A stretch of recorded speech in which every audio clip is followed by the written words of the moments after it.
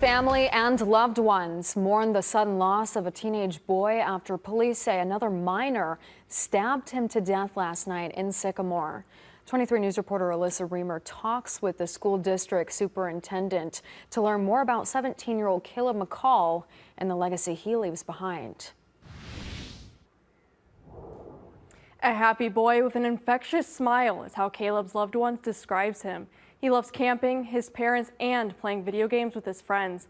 But sadly, everything he loved so much about life was unexpectedly cut short when police say he didn't survive a violent fight near Elm and Somonauk Streets. Steve Wilder is the superintendent of Sycamore Community School District, where Kaleb was in high school. He says Kaleb was well liked among his classmates and teachers.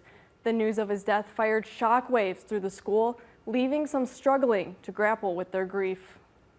Sycamore is a very tight-knit community, so when there's a tragedy like we experienced last night, you see people really pulling together and leaning on each other.